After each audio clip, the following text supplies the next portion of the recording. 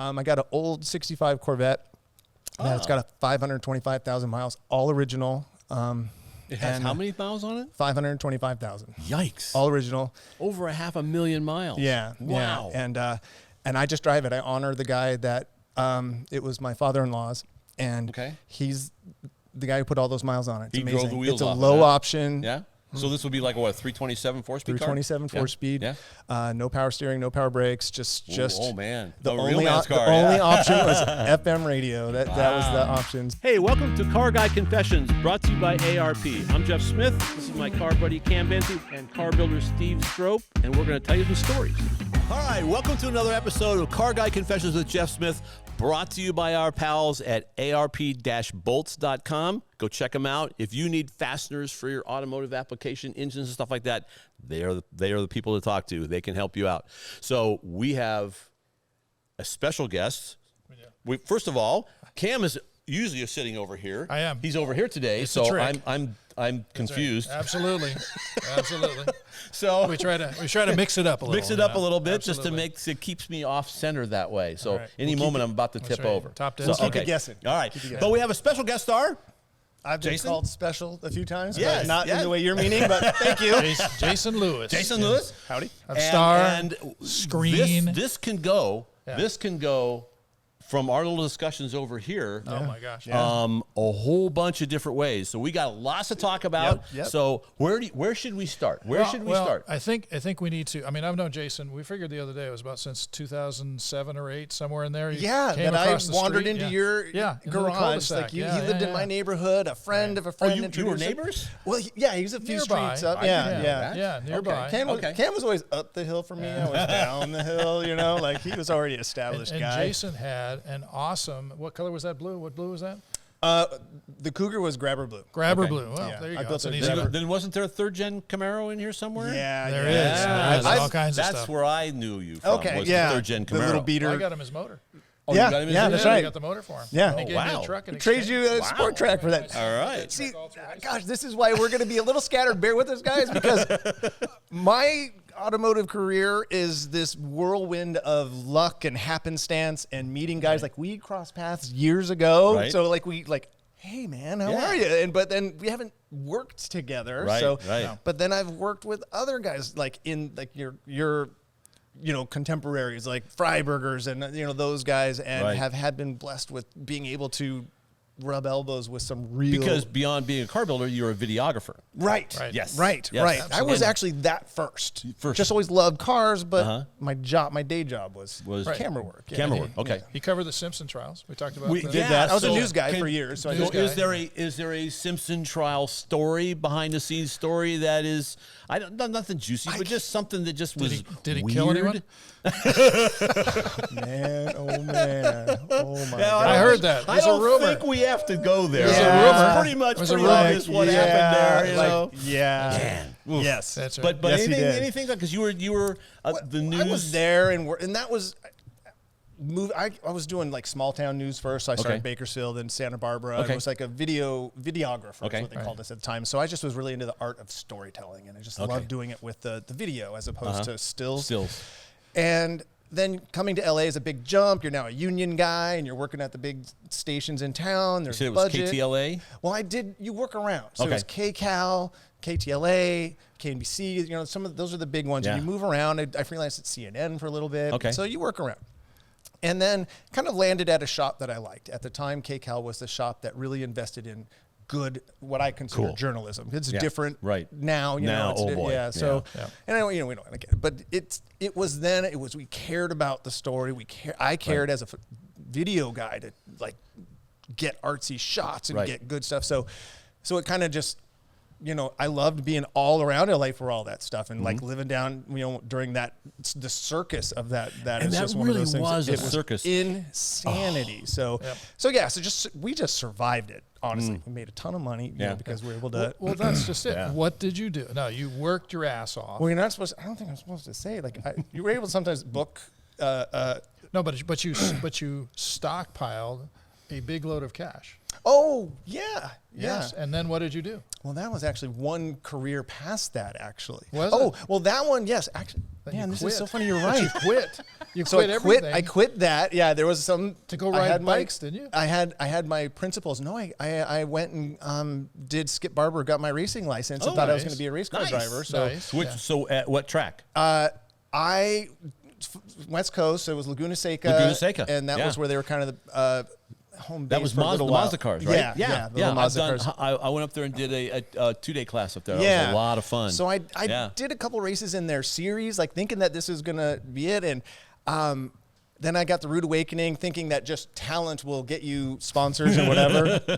And I was fast enough, and enjoyed it. And the problem was that nobody was knocking down your door. This is, I figured people would come and find you. It's a little bit like trying to be a starlet in Hollywood, right? I mean, you might have a lot of talent. You might be the pretty blonde, but you still got to have that. You still got to have that step in the door, someone that opens the door for you just a little bit. Jason's in SAG, so we got to pay him the right rate here. That's right. Yeah. Where's my agent? But it's a happenstance, luck, hustle. There's so many things that come into play because there are so many guys out there. I would beat guys. Yeah. And then the next week, they'd show up at the next race with a sponsor on their jersey. Yeah. And you're like, dang, I'm faster than that guy. I beat you. That guy went out and hustled during the week and got good for those guys. And so, so that was an interesting learning process. And so I kind of got the reality check and said, okay, maybe I'll go get a job again. So I started back, I didn't go back to news. I went back into like entertainment. So I worked at the E networks for a while. And who was one of your people that you trained, if I remember correctly? No, me and Art. You're talking Art? Yeah, me and Art worked at. But you trained some people. Brooke Burke. Well, I was there in the old days when you worked with her. Yeah, when there was a show called Wild On. Trained her. Well, I can't take credit for that. So, man. I could say this for sure. Art had a lot to do with making her amazing on camera. Because I was a camera guy. So I was just a camera guy. Wild On. Yeah. But I used to watch that. I was like, but get this. They would go on those trips. They'd bring the footage back, and if I'm getting this correct, you would take the footage and do it all yourself, put it all together. Well, that was on another show. Like E had a production. So when I was there, I was a shooter for a while. Then I was an editor. I actually ended up loving the editing process there. So I ended up moving from traveling and shooting. Real work. Yeah, and it's rewarding in itself. Right. It's rewarding in itself. But then he'd send it in, and they'd cover the nudie places with the the pixelations. Right. And then they'd put it out on the air. But that actually was a really fun job because that was the back pixelation when part? there were that actually wasn't a fun job. But she was really good. She was really good. Yeah, she was on camera presence and she was kind of had that wholesome girl kind of feel. So, we had her in Sport Magazine when our swimsuit issue. Yeah, really? She's legit. I can honestly say from the times that I've interacted with her, she was an awesome person all the way, and then talented and beautiful at all of the things that you wanted to have in that person. But I got to work when I was editing. I got to work on True Hollywood Stories, and so I was like, it was fun to work on all of these different shows because I was cars and Hollywood are two of the things that I just kind of always liked. I was born and raised here in Los Angeles. And so that's kind of rare. So I just have loved my town and this city and the history that it has kind of unfolded, all the seediness, all the goodness, all of the cool. Because there's all of that. Yeah. And so every city has that, but LA is just my city, and I embrace that. And then, but then you were building cars, and your Cougar was really. He built his Cougar. I remember doing the story on it for Drive. I was writing at Drive magazine. True garage build. I mean, I was was it small block car? So it was a 70 Cougar. So this was the second time quit the job, saved a bunch of dough. Like I was able to leverage my last bit of time at the E networks and the style networks. Ended up doing a bunch of stuff on a show, banked a bunch of cash. Was like, all right, I'm gonna now build cars for a while, and just had enough, banked up, and it was in a housing tract in Stevenson Ranch, like just Santa Clarita, which is just north of LA here, and regular housing tract house. Went and found a Cougar for $300 out of the penny saver, and drug it home. Thing didn't run. It just was a bucket. Took like it 67? 70. So it was, 70. It was. But it was beautiful when you were done. It was. He really did a nice job. I mean, attention to detail, which is what probably drew me to Jason, because he was building cars that were really good quality. Thanks. And then you got a shop after that, and you built a bunch of other stuff. You built the truck. Yeah. The truck. What year was that truck? 54 Ford. So Beautiful car. beautiful truck, excuse me. And then you got into the Camaro.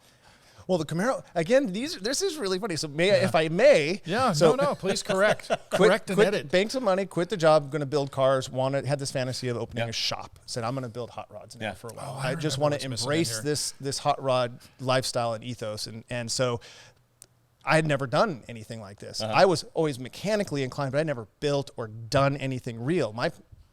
My parents never encouraged that. Like, I was the guy that was always taking the lawnmower apart. I would get it back together running, but I'd have that pile of leftovers. And I was like, clearly non-essential. Yeah. And it's faster now. It's lighter, So I was that guy.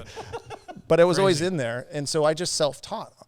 Taught myself how to weld, taught myself how all of the things. And this was pre-internet. So I had to do it like in the era of when you had to learn. Learn from that, start over, do it again. There was a guy in my town, and this was another one of these really great lessons, is that there are good hot rodders, and then it's a tough business sometimes. There's so much protection of their own, even when, there's room for everybody in this industry. Yeah. Right. So in my town, to learn, I just started looking for mentors. I hustled. I had that hustle back then. So I would say, Mike Fennell came into the story. You remember Mike Fennell? Mike, awesome guy. Do you remember Mike? Do you remember Mike at all? No. Mike had a crazy shop. The first shop he had was on the old road going up. Yeah, and that was huge. That's where I found. I'm walking around there one day, and I find, remember the 200 miles per hour with Bill Cosby? Yeah. That car. Really? One of the two. It was sitting there, and it sat there for 18 years, as Mike told me. Did you remember that? No, I didn't know this part of the story. Oh, absolutely. It sat there for 18 years. What it was a twin Paxton 427 Cobra. Okay. So, but go ahead, Mike. But Mike did all the cars for Black. He did the 18 van. He did and then he did the Duesenbergs, like the Pebble Beach stuff. Like he did everything. He did hot rod stuff, and then he did Pebble Beach stuff for the Blackhawk collection, like beautiful Duesenbergs, multi-million-dollar Duesenbergs. So I hustled around town, went to hot rod shops and said, I'm a guy, I want to build cars and I want to learn. And I got literally chased out of 2 shops in Santa Clarita. Guys going, get the F out of my shop. Wow. I was like, wow, dude, I'm here to volunteer a time. I'll sweep your floors. Just let me hang around. Yeah. Sure. And they saw you as competition. Yeah. Weird. You're gonna suck all my ideas out of me and then guess. put me out of business. Well, you seen me? I am not threatening. They only had 2 ideas, and if you get those, then everything's gone. Wow. So then Mike Fennell, go into his shop. Not only does he just put his arm around me and go, let me give you a tour. Let me show you this. He goes, you come by here anytime. You can hang around. And I did. And I would watch some of the craftsmen he had. I would just listen to stories he had to tell. I would sit in the cars in the back when no one else was around and just make car noises. Like, here I am. Like, I was, it fed that part of my soul. It fed that part of my, I knew. This is what I want to do. I was like, I knew I loved cars and all things automotive. And I raced motorcycles. I raced anything I could get a hold of my entire life. So I raced bikes because I could afford those go-karts for a while. And then I did SCCA for a little bit in a Firebird. When I was still doing news, I actually had a Firebird WS6 that I would do SCCA solo racing. So that was always in Solo there. one? Yeah. Okay. And so Mike encouraged me, kept me going, and then I learned, built this really beautiful Cougar in my garage. And I did some things that you weren't supposed to be able to do at the time. And then we were talking about this over milkshakes just before this. Doing what car guys do. I was proud of my car that I built in my garage, painted it in my garage there in Stevenson Ranch. Had a very, very, Bruce, you're a very good neighbor. Bruce. I remember Bruce. Yeah. 5 coats of grabber blue on this thing, 7 coats of clear because I knew I was going to have to color sand the crud out of it. Right. Learning as I go because I wanted that paint job perfect for my first one in the garage. And I had devised these cool paint traps. So I had cut a bunch of 55-gallon drums into quarters and then filled them with water and then welded up little box fans that would like suck it in. the dirt down into it. So all the paint fumes would trap that. That's a good idea. That's a great idea. Yeah, brilliant. Up until coat 5 or 6 of the color just filled them, and then then it stopped working. Yeah, it was just I was just in a blue cloud. hue drive. I was just in it was hilariously dense cloud of fog. But that car came out good. Ended up cruising Bob's Big Boy in Burbank or in Toluca Lake. Met Freiberger and Rob Canaan. Okay. And that's how I got into that world. You know that guy. You hired that guy. You hired both of them. Yeah. See, that's the funny thing is that our Yeah. circles, like, just, and then over the years, like, it's just now I've met and like worked and like known. I call it what we talk. You came up with this. What was the term? You were, what was it? Famous adjacent? No, everyone adjacent. Everyone adjacent. adjacent. It was I've just kind of known Jason. most Yes, the guys keys. in this industry, Yeah. or our circles have, I'm like the Kevin Bacon. I'm one but One step away step from away all of from them. somebody. But you deserve the fame that you got, which is just you did. You're the most humble guy I know.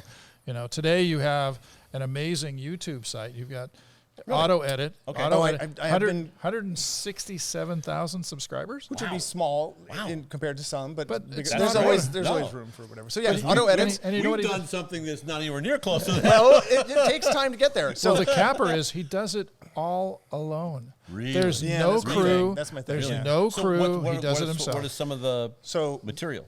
if someone's watching this and has the inclination, I would love for you to go to my YouTube channel and watch my feature on Mike Fennell. Yes. Man, he's passed a long time ago. He did. And so, but I did one of my most favorite stories. Like, remember when we were talking earlier, like when I was still in news, I worked my way up the food chain to get out of news to do features on people. Because I like storytelling and sharing people's story. And that's my thing. It's That's just kind of what we're doing here. Yeah, We're telling right. And so, stories. like, we're gonna get stuck. I'm gonna want to listen to more of those stories. So then that was what, So go to the Auto Edits channel. There's just type in Mike Fennell. It'll come up, and you'll spend 20 minutes with this amazing human being, and you'll see the guy that absolutely lit the fuse that helped me just. Because I think all of us have a guy like that, sometimes more than one. I know when I was editor, I had several men that without them, there's no way I would have been as good as I was. If I was good at all. Jim McFarland was my guy because I would say the internet thinks you are that guy. Yeah, we all come to you. We have all watched a video or some knowledge and gained and all. I learned cam stuff from you, on your videos. On our Jeff Smith's garage. On the Jeff Smith's garage, So and even before that, when I was doing for the magazine stuff, it wasn't. It was just still photography, but it was all that stuff. Yeah. Well, all that came from guys like Jim McFarland and John Lingenfelter and Chris Kaufman helped me along the way, and there were many and John Kazi. These are guys that spent an enormous amount of time with me. Legendary guys. And they didn't have to. They weren't being paid to do that. They did it because they cared, especially Jim McFarland. I mean, I actually did something I called the Edelbrock Friday Afternoon Club. So at 3 o'clock, about 2:30, I would leave the office at Peterson and drive down to, at that time it was Coral Circle, the older building. The earlier one. And Friday afternoon at Edelbrock was kind of quiet. They didn't run a production run in the afternoons on Friday. Everybody went home. Quiet, so the machines are quiet, and we would go up in his office, and I'd have a legal pad with like 20 questions. We never got past the first one. And so every Friday, and sometimes I wouldn't be home till 7 or 8 o'clock at night. So my first ex-wife will probably never watch this, but She wondered where you were. Now she knows. She wondered where I was, yes. Now she's got the and when story. I told her that I was at Edelbrock, I don't think she believed it. Well. So we'll just leave it at that. But that's where I was. But and he spent you were lucky my to find God. that person. Oh, to yes. do that and then after a while, I didn't, he did this to fill in the blanks, right? Because my very first question was answered by another question. And that question was asking me where I'm at with this stuff, so he knows my level to which point. Because his dad was a teacher. Oh, okay. And so he knew then how to communicate. Right, and then he found my level of knowledge, and then started to build on it. And after a while, I'd say we would be talking about something. I go, well, that was something we talked about a week ago, and now this is this, and I make the connection. He would just look at me and go, yep. That's it. You're there. Wow. You've arrived. Okay, good. I mean, that's just one pebble in the pyramid that we had to build that I'm still building. I'll never get to the top. Yeah, and that's part of the and journey. that's the beauty of it. The driver's journey. Like as a racer, you're never going to be your full potential. No, but the journey of getting there is part of the fun. Yeah, and always getting better and always adding skills and learning. Hey, we'd like to thank our sponsor, ARP-bolts.com. We got a fantastic little backdrop here. They make an outstanding series of bolts, almost anything you would need for engines, chassis, things like that. In fact, we were at lunch today, and a guy asked you about the bolt on the back of your shirt, and I said, well, it's really about a head bolt. They neck the stem down of the bolt on a small block Chevy head bolt, so the clamp load is even across 3 different head bolt lengths on a small block Chevy. And so that's the kind of technology that you get out of ARP. And we've all got stories on all that stuff. For a translation of what he said, call ARPbolts.com. but the message is that you can't get any better than that. No, you cannot. There you go. Nope. Excellent. And then just check them out at ARP-bolts.com. We'd like to thank our friends at InTheGarageMedia.com. They have 3 fantastic magazines. They've got Classic Truck Performance, they have Modern Rotting, and my favorite, All Chevy Performance with Nick, my buddy Nick, is the editor. Biased. So Correct. yes, of course. Yes. But they're doing print media, which is of course our favorite. So In color and everything. In color and everything, and you can get your car on the cover of one of those books, which is a fun that's a deal. lot. Great tech. Great written tech. by you know, and others not always that are written by me, but famous yeah. people. Yeah. Not always written by me. That's right. Just So pick it up check and them read out it. at InTheGarageMedia.com, and they're our friends, and they will thank you. One thing I wanted to mention, I have 2 favorite episodes of Auto Edit. Oh, okay. One is the very short one and it's both with James. James driving the Sprint through, what's the guy's shop? Oh, Gem Effects. Yeah. Gem Effects. Yeah. On 2 Elia's shop. wheels. On 2 Yeah. wheels. And they're all We like have a looking- friend that you introduced. Yes, Again, James. it's your Yeah, fault I know so sorry. many cool people. James Smith, stunt guy, we call him Jamie, and he developed this skill. He befriended, just like you learned from, you had a gift of that guy that taught you, and I had the Mike Fennells, and like my grandfather, even when I was a kid, just to plant the seed, like when my first car was a 1970 Maverick that had been flooded and grown over in the back field of their place in. It almost got a Viper motor. It did. I never finished that one, but that summer when we got that thing out of the weeds and he got it running for me. Yep. That's when I went, that's the first spark. And then when Fennell, so we got that gift. But so James is a stunt specialist. He got to hook up with and learned from, what was his name?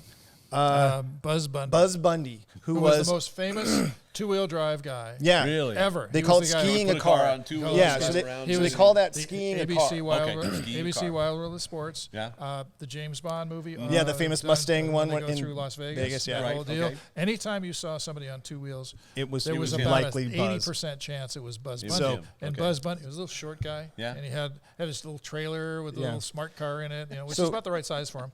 But so he drives. So Jamie got mentored by him, met him, and Okay. Buzz gifted him his knowledge. And was that Yes. so? Do you see this theory Yeah. that we're this is That's right. the This is how it legacy. works. This is how the legacy of When we our pass it on, hobby yes. And when happens. we don't pass it on, it's a mistake. Yeah. Yeah. So James was Buzz, and then Buzz taught him everything he knew. James got his SAG card in Hollywood and skied a car in the Transformers movie, in the Right. first Transformers movie, The Bumblebee Okay. through the And through the well, LA you talk tunnel. about trial by fire. Yeah. James has just got his skiing legs underneath him for this thing, and then they got this $1 million prototype, and Who's the director?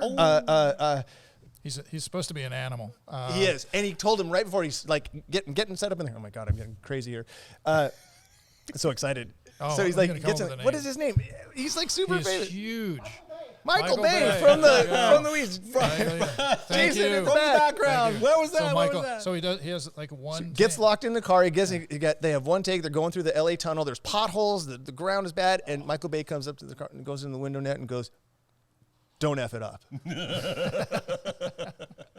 No pressure, but don't F it up. And he didn't say he F. did. He said the word. And so, I don't want to have to add editing But here. but the second one had to do with Jamie Smith again. Oh, And the he did video's this on for the me auto edit. On the auto edit, and it's Yeah. the he had a stunt show, He was trying to carry on the tradition that Buzz used to do, and they would go to Saturday night the barnstorming to the thing. circle track racing in Okay. small town USA in Okay. Midwest, and during the halftime of the nighttime races, he would put on an old-fashioned stunt show, right? Do like a Joey car. Chitwood, right? That's where Buzz got his first job. That's where Buzz got. He was a driver. Yeah, okay. Right. And so yeah, cool. Jamie would put together a stunt show. He would have his buddy come down. They would ski a car. He would pipe ramp a car. That was the crazy part. And so Cam pipe put together ramp onto no flat. Receiving So ramp. So this was great. So Cam produced this video. This is like my early times into having help with these videos. So Cam put together this video. Like he's our executive producer on this one. Big time. And so he got me a plane ticket to go and just tail I think it Jamie was North Carolina, right? Yeah, something. Yeah, North Carolina. Yeah. And pick up the stunt car, go do the gig, and I just was able to just be a kind of like the fly on the wall. Awesome half-hour show. I'm proud of this one. Okay, 2 videos, homework, guys. It's Mike Fennell, anyway, and I think it's called Short Track Special Stunt Show. Insanity. I love the line. There's a line where Jamie gets out of the car after he's crashed and he goes, "Well, the double vision is slowly settling down." Yeah, he got the crud kicked out of him. He was in a car with a cage, and even with his helmet and a harness, bounce around. That's hard. That's hard. It was a mess. Yeah. Something I want to definitely get to because I know about this. I know. See, this is the thing, guys. We have this chaotic, crazy this deal is when because we have a guest coming in. Oh, we do. But I want to mention this because this has to do. Well, this is something that you mentioned it to me, but it is now about the 10th anniversary of the Stratos jump. Now, the Stratos jump is the jump from 128,000 feet above the ground. So, if you remember, Red Bull sponsored this deal where it was called the Red Bull Stratos. Felix jump, Baumgartner went up and jumped out and broke the speed of sound in a suit. So a free fall from a balloon. Free fall from a balloon. So there were 3 records. It was highest free fall, first to break the speed of sound without a vehicle. Yes. Because there have been plenty of pilots that have been ejected from supersonic planes. Okay. So that has happened, but no, to be actually break the speed of sound. And then, what was it? Highest. Biggest load of crap. Fastest. Fastest. Yeah. Highest, fastest, and longest free fall. Longest free fall. No drone. No drone. Right. Shoot. Free fall. Right. Because that was the thing. Because the Google guy did it like a month later and beat us height-wise. Right. But he had a drone shoot the whole way. Drone shoot. He literally just went up in a bar under a balloon and then disconnected and just kind of fell and had the drogue shoot. And the deal was because the drogue chute was only going to be deployed if you went into a flat spin. Right. Because and it doesn't sound like much, but if you go too fast of a flat spin, all the blood flows up into your head, and you could die. Yeah, it was a danger. It would automatically deploy if you got. There's 100 different ways he could have died from that. That was just one of them. That was just one of them. Yeah. It was wild. I'm sorry, but you were intimately involved in the design of the spacesuit. Okay. You did. This is the one where you back after I had my shot. Okay, after news. Yes. Hot rods. Yes. Race car. More hot rods. That's and then further adjacency. Went back. I was a fabricator at an aerospace shop for a while. Okay. And while I was at this was the shop that they did. Now this is a shop in Palmdale, in the heart of aerospace here, like Skunk Works. I could. I was that guy that every time I heard. This is when they were just building the F-35, the F-22.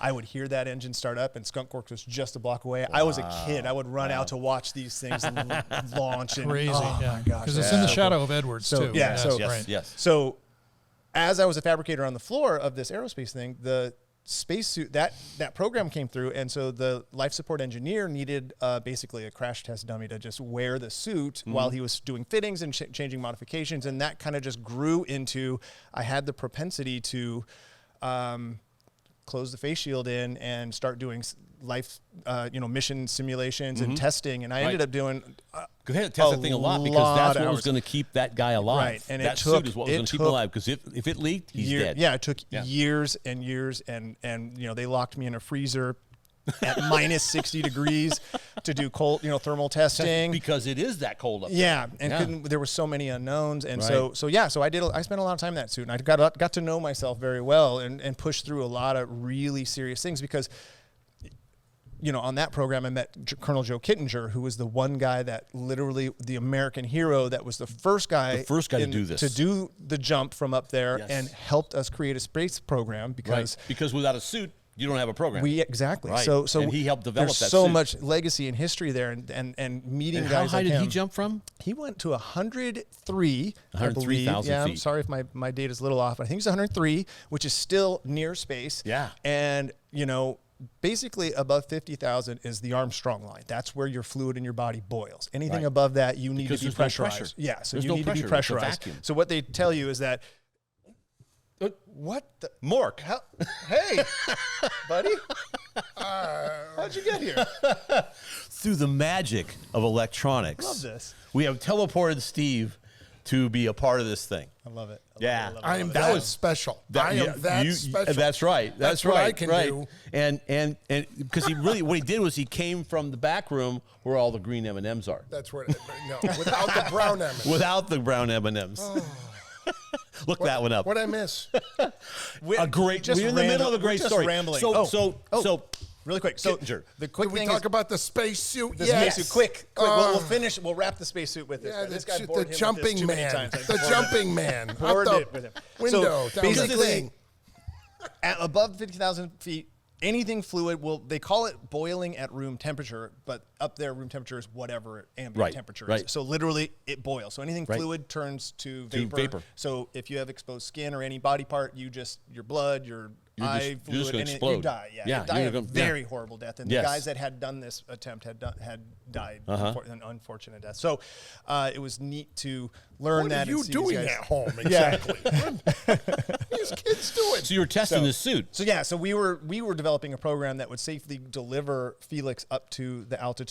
He could then Safely. then pressurize the suit and then get out of this capsule and then execute the free fall and break the speed of But the sound, original hopefully. fall, And he so went up in a basket, right? that was Joe. Yeah, Joe. He was a The hero. original, Like, yes. that guy is and then American Felix, hero. they put him in a pod, Yeah, a we built a pressurized sphere, a sphere. capsule. Yeah, Yeah, we capsule. built a capsule for him. And then at the appropriate point, which I think is the most amazing photograph I've ever seen, was they they did a open good the job. door Yeah. and he steps out and he's stepping out into that. We talk about a leap of Yeah, faith being because that's able to what do it that, was. it was amazing. And And- step off and dive to what could really be his So death. my job or my part of that program, and I'm very proud to this day, till I die, is one of the things I'm most proud of is that I was a fabricator. So I had just wrapped up my hot rod shop, rolled it into this aerospace shop where they do the Mini Cooper can cars. So it was a natural fit to dovetail my stuff into there. And then the Red Bull Stratos came through and I started fabricating on the aerospace side.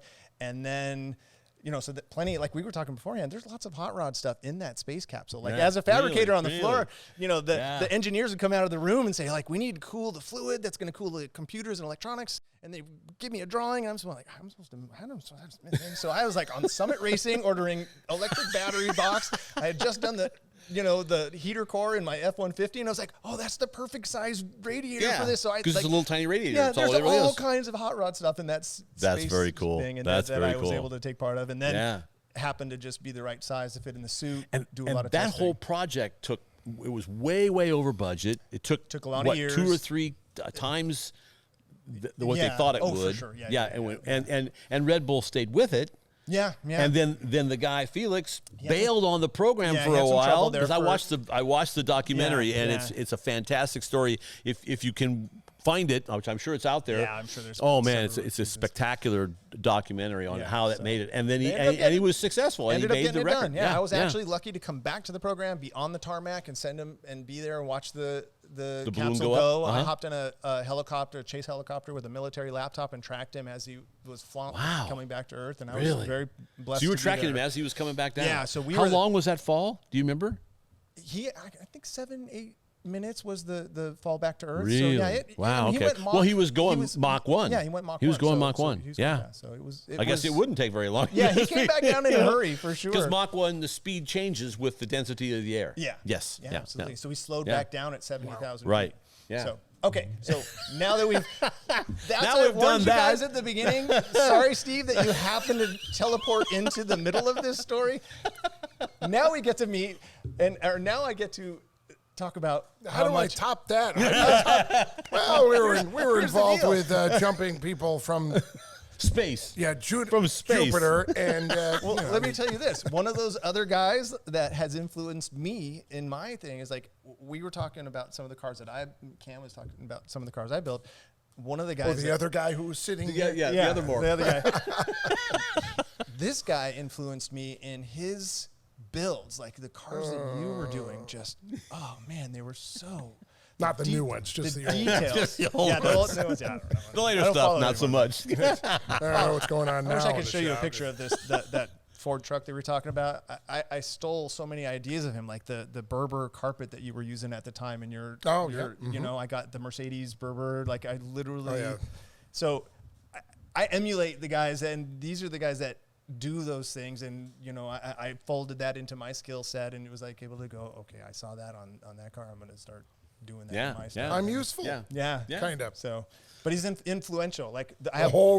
In my videos, there's one poster. There's one car poster on the walls, and it's the Anvil Mustang. Oh, the with this Anvil. guy. Yeah. Anvil. Lovely So car. I was a fan, OG fan of this guy. That's true. That's true. OG. So That is very, that's very why this true. is so cool. Like Cam for a million decades, then this guy, like this, I'm like, oh my gosh, builder, like, oh my gosh, this guy, I learned stuff from like engines, because I'm not an engine guy, so I have to go to. I'll pay you later. Hey, Slip me the 20 under the table. everyone out there is like, this is crap. I know. So we warned you at the beginning, but Yeah. here we are. Yeah. So Oh, I Steve, missed the beginning. Yeah, I was making like right. fondue or something. yeah, you were doing whatever you do out there with the hoity-toity up there. Yeah. So what are you doing right now? What's a current project? Right now, I am. We were just talking about this. You know, the YouTube thing. I'm leaning back into to storytelling on the YouTube. Fortunately and unfortunately, the Jeep.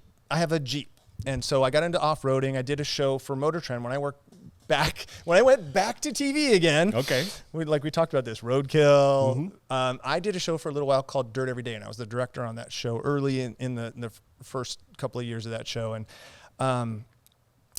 got the bug and got a Jeep. And then that is where, you know, I did some older videos with the muscle cars and stuff, and I built a 73 Mustang that ended up making a nice little track car and did some stuff with that. And then, but the Jeep is what kind of pays the mortgage right now on the YouTube channel. So, and I like it. I love what it does for me. Like I love adding and tweaking, and the fun part about that, again, to kind of bring back that hot rodding ethos, is that I tune my Jeep just like I do a race car or a hot rod or whatever. I like the suspension's got to be right. My Jeep can go 95 down the freeway, and yet I'll hit whatever trails to keep up with my, you know, boonie bouncer friends as I can, you know. And so I put all of that into everything I do. And so right now I do that.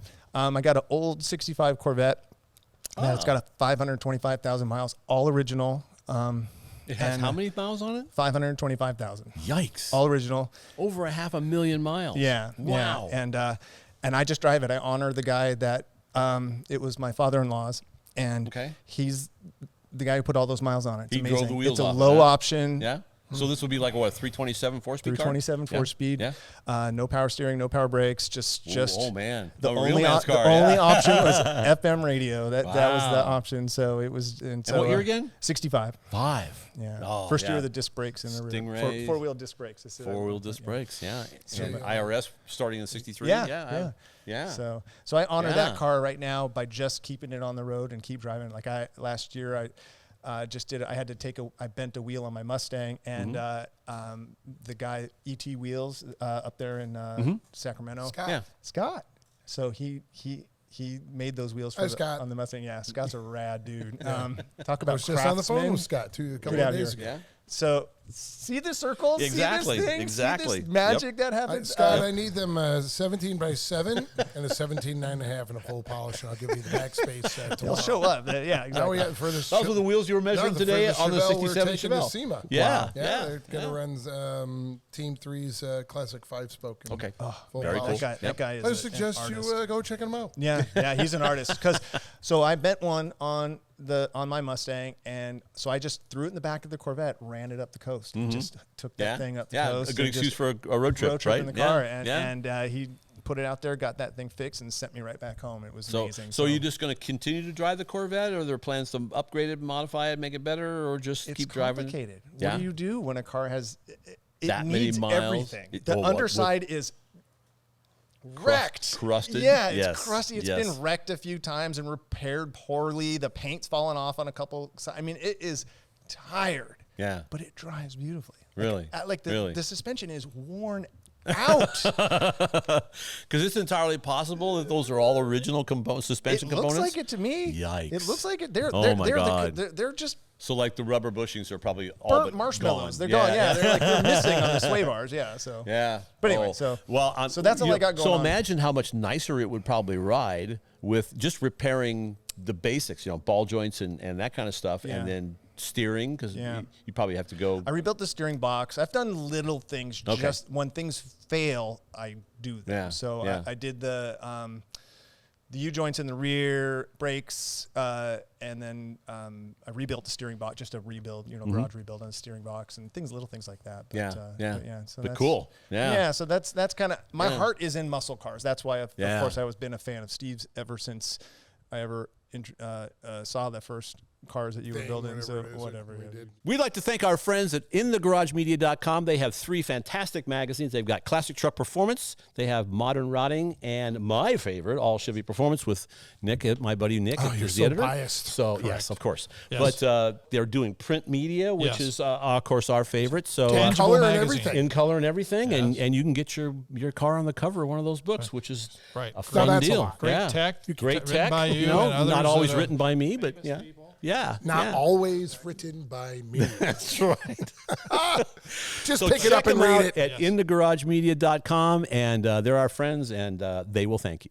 So we'd like to thank our sponsor, ARP, and ARP-bolts.com. And, we all 3 build cars. We all work on this stuff. And I tinker. You tinker. I tinker. Yes, we all build. Yeah, and you know what? It's kind of a really cool multiple purpose fastener for me, because there's all the science and all the technology, which is bottomless. Trust me. Unbelievable amount of research that they put into these things. Absolutely. And on top of it, you get them out of the package, and they're absolutely beautiful, which I've joked before. It's like jewelry for your car. And when we're building when we're building a high-end car, there isn't anything else going on it. It's part of the criteria for me to have them lining the engine bay, not just on the engine, everywhere. Yeah. Right. So you get all the strength, the durability, the reliability, and fantastic good looks. Sure. Kind of like Jeff here. And without peer. Without peer. And you know what? Or pairs. Without peer, there's nobody else that does what they do. It is. So check them out at ARP-bolts.com, and they can help you out. So how many times has the motor been rebuilt then? Believe it or not, Goldstrand did it once. Really? Back in his original Culver City, when he had his place in Culver City. Very cool. Wow. He put a sleeve in it and rebuilt the motor, so it's numbers matching. Okay. And it's still the original block. It's the original block. 500,000 Goldstrand rebuilt that thing, and so that to me is like amazing. So. Yeah. Wow. That'd be a cool thing to tell Chevy to come market on if they were worried about building cars with V8 engines in them anymore. But which they're not. Well, you're missing that opportunity, aren't you? So wow. So that's pretty cool. That's where my heart kind of I could see stuff. So is there a goal for this thing eventually, just other than to keep it on the road? Give it to Steve. No, I'm never. I tried. This car is never. Yeah, it's going to stay in the family. Car. Sure. Oh yeah, I'm absolutely. Honor this car, but I do want to make it drive nice. I do. I wonder if this is like the Corvette with the most miles ever. No, you believe it or not, years ago they did a right when it hit 500,000. Corvette Fever, one of the magazines. Grabbed a quick story from me on this, and I interviewed Bob, the driver. So on my channel, it's called Bob's Corvette, because it will always be Bob's Corvette. Bob put 2,000 miles on the thing, and then I got it, and now I've put 25,000 since I've had it. But so he's the Iron Man that owned the thing. Yeah. But I wanna change the ergonomics, make it a little bit nicer to drive. It's a miserable thing to drive. Like those guys were they're different. They're crude cars. Like I think about the guys who raced those back in the day. They were Iron Men. That big wheel, that numb feeling, the pedals being so far apart. Like we're spoiled. I can heel toe my Jeep You know, and this thing's like you got to know a guy to heel toe. Right. Like, hey, heel toe is the brake pedals here, the throttle pedals way over here, and heel toe is supposed to be this. It's actually this. Oh yeah, it's a full like you're doing yoga. It is heel and toe. Yeah, you're doing yoga under there to try to get that done. You put your legs sideways and just do this. So yeah, so that's the deal. And this guy right here is like someday I want to be able to apply those things. Some of the things that I've learned from you to maybe that. I mean, I don't know. I was hoping to get there on my 73 project, but I never made it that far on that project. But it happens. I know a guy. Yeah. And one of the cool things about Steve is that we've known each other all these I have years. not paid this man. Well, here's the I thing. have not paid this man. Okay. Tell them Well, I have not paid you. I'm sorry to keep like stealing this or like hijacking No one's this, going but to believe any of this. we'll go years without talking. And then all of a sudden I'll see him at SEMA or somewhere, somehow, or I'll just stalk him and go to his shop. And it's like nothing has Nothing's changed. changed. Yeah. Right. Nothing's transpired. I'm Sure. same boring guy. And then we Not just start much talking exciting. cars. Right? We just start Yeah, talking. of Like course. we talked a few weeks ago on the phone. And, Yes, we did. And it was about 50 minutes and later, an hour later, and we're like, oh, shoot, I guess we should go to do our lives and Be do something whatever. productive. But we're just talking cars. We just car Yeah. people just Yeah. do that, Yep. you know. Yep. So and you just absorb and learn everything you can. We from- do a lot of that here on the show. Yeah. Yeah. Occasionally.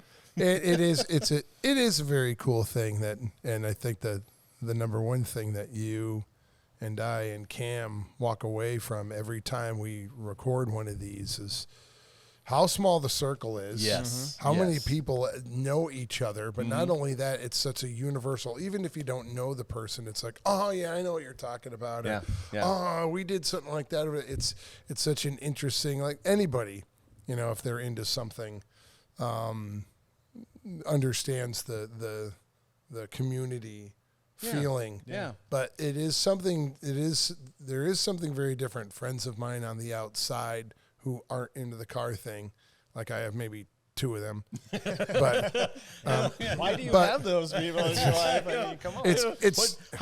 What do you talk about? it's charity. It's charity. You is probably music, right? Yeah. There's music. Yeah. Oh, But the that's thing right. is friends of mine who are on the outside of this and they've met my car friends are like all your car friends are like really like nice people, like really good people. I'm like, well, yeah. Yeah. That's why we're car people. Yeah. You know, because there's a community, and because it's It's a very common denominator. and it's easy to get involved. Sure, It's very easy to get involved.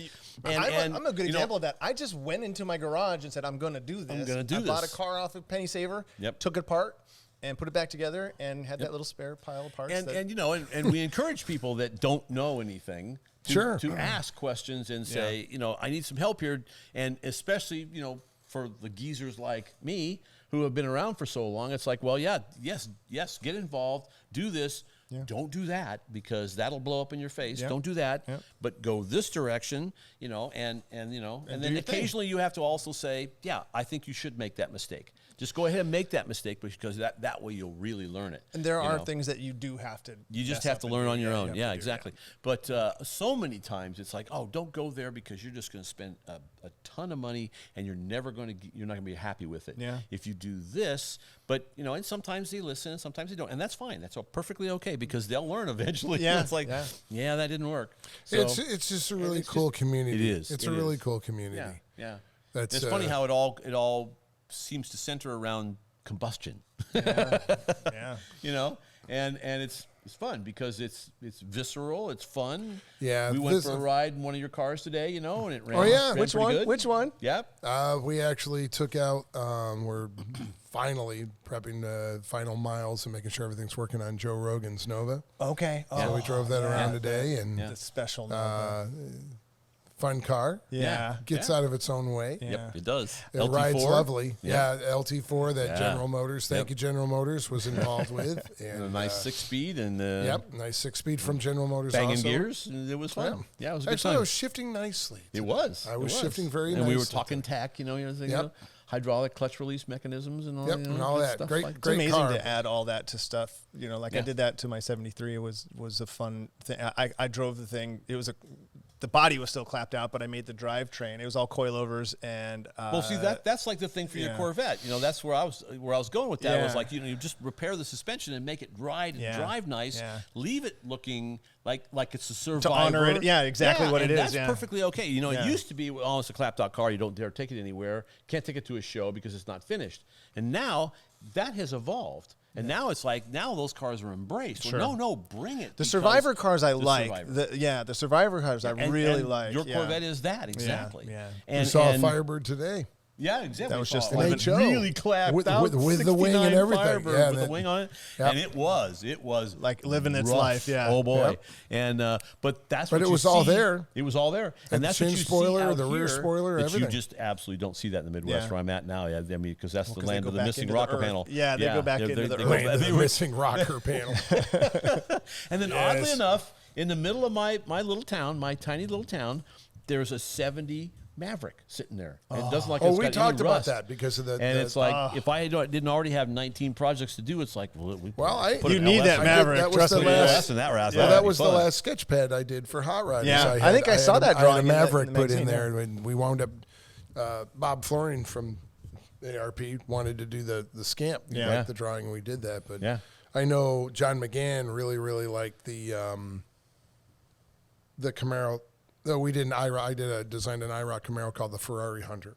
Okay. And all of them are based off of it's inexpensive, especially compared to trying to go find a '69 Camaro or a whatever. The involvement purchase isn't a high dollar. I don't know how many 72 Scamps you've priced out, but they're not exactly Bugatti money. So. But I've got a new sketch pad, actually, that's going to be coming out. You heard it here first. That'll be in Hot Rod, and it's going to be, I don't know if I'm going to...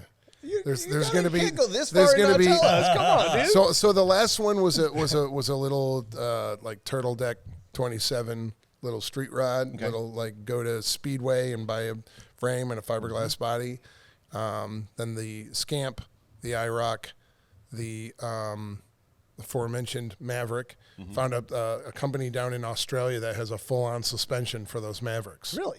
Yeah. Huh. And then at that time when we were doing the drawings, the artwork, Dynacorn started selling Maverick parts. They got the grabber hood and a whole bunch of stuff. Dynacorn? Oh, yeah. Man. Nice. So I was like, well, totally legit. Yeah. Right? And so, and then I did a remake of your Project Jake truck that John owns. Two-toned it. So the newest one, I'm going to have a Chevy, Ford, and Chrysler product, and I'll give away the one. The Chevy is a Monte Carlo. Ah, what year? Okay, I love it. To be determined. Such a showman over here. It's going to be really cool. There's been a few people that saw the artwork and they're like, "Oh, I need to go build that right now." I was that way when when did that sketch of the Maverick come out? It was all the same time. And it was like, what, 2 years ago now? That got me going. I was like, it was, we did it that was the whole point. Fulmer's Trans Am livery. Yeah. The numbers and stuff. Louise, but we could probably do this for another hour. Yeah, right? That's I can just reappear. Or you could just. Oh, okay. So thank you, Jason, for coming here, man. We had a great time. Thank you so much for having me. Yeah, and somewhere in the ether is Cam floating around. He's right over there. Can we play Starman from Bowie in the background? Starman. You can't get the right. I'm pretty sure. So thank you again to arp-bolts.com for helping us out do this thing. Right, these guys right behind us. We couldn't do it without them. And if you like what we're doing here, keep watching because we're going to continue to tell you stories.